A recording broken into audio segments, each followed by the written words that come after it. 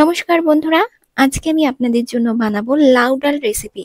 তো বন্ধুরা, এখানে আমি নিয়েছি হাতের মুঠির 1 মুঠ মসুর ডাল, আর নিয়েছি বন্ধুরা অল্প একটু লাউ। বন্ধুরা, লাউটা আপনারা আপনাদের পরিমাণ মতো নেবেন। বন্ধুরা, আজকে যে আমি ডালটা বানাচ্ছি, এই ডালটা খেতে কিন্তু ভীষণই ভালো লাগে। তো বন্ধুরা, রেসিপিটা সম্পূর্ণটা দেখবেন, আপনাদের ভীষণ ভালো লাগবে। তো বন্ধুরা, লাউটা আমরা প্রথমে ছিলে কেটে নেব। বন্ধুরা, লাউ খাওয়ার স্বাস্থ্যের জন্য কিন্তু খুবই ভালো, আর খেতেও ভীষণই ভালো লাগে।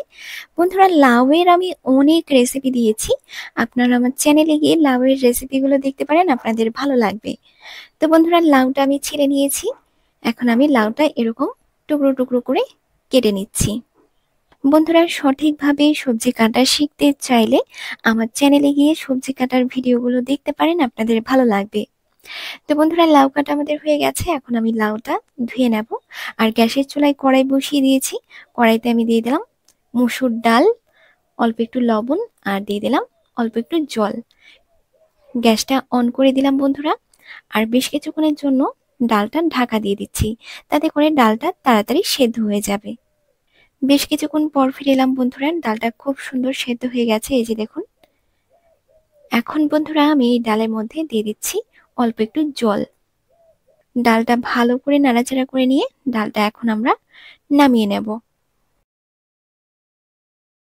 বন্ধুরা, ডালটা নামিয়ে নিয়ে ওই কড়াইটাই আবারও গ্যাসের চুলায় বসিয়ে দিয়েছি। কড়াইটা গরম হয়ে গেছে, দিয়ে দিয়েছি অল্প একটু তেল। তেলটাও গরম হয়ে গেছে। ফোড়নে দিয়ে দিলাম অল্প একটু জিরা আর একটা শুকনো লঙ্কা। ফোড়নটা ভাজা আমাদের হয়ে গেছে, দিয়ে দিলাম আমি 2-3টা চেরা কাঁচা লঙ্কা। আর সাথে সাথে একটুখানি আমি লবণ দিয়ে দিলাম, তাতে করে তেলটা ছিটে ফুটে আসবে না। লঙ্কাটা একটু ভেজে আমি ডালটা দিয়ে দিলাম, আর দিয়ে দিলাম অল্প একটু হলুদ গুঁড়ো। এখন আমি বন্ধুরা দিয়ে দিচ্ছি কেটে রাখা লাউগুলো। এখন ভালো করে একটু নাড়াচাড়া করে নিয়ে একটু কিছুক্ষণের জন্য ঢাকা দিয়ে দেব।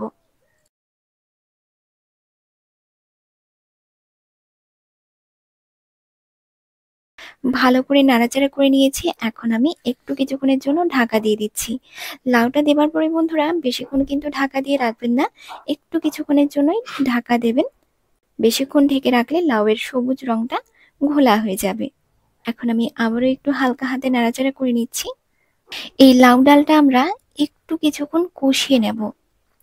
তো বন্ধুরা, লাউগুলো আমি একটু উল্টে পাল্টে দিচ্ছি।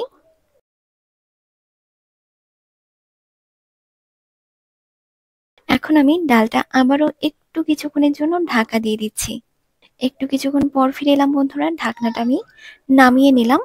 বন্ধুরা, ডালটা হালকা হাতে একটু নাড়াচাড়া করে নিচ্ছি। বন্ধুরা, ডালটা আমরা আর একটু কষিয়ে নেব।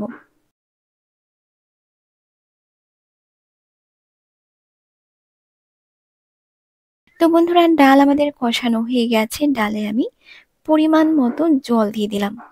ডালটা আপনারা যেরকম পাতলা বানাবেন সেই পরিমাণ বুঝে ডালের জলটা দেবেন বন্ধুরা।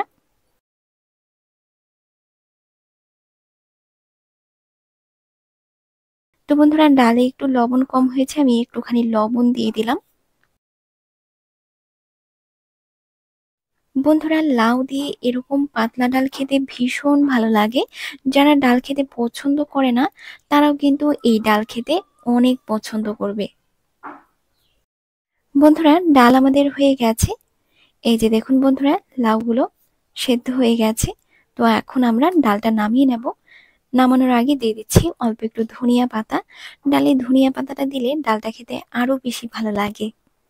এখন বন্ধুরা, ডালটা আমি নাড়াচাড়া করে নিয়ে গ্যাসটা বন্ধ করে দেব।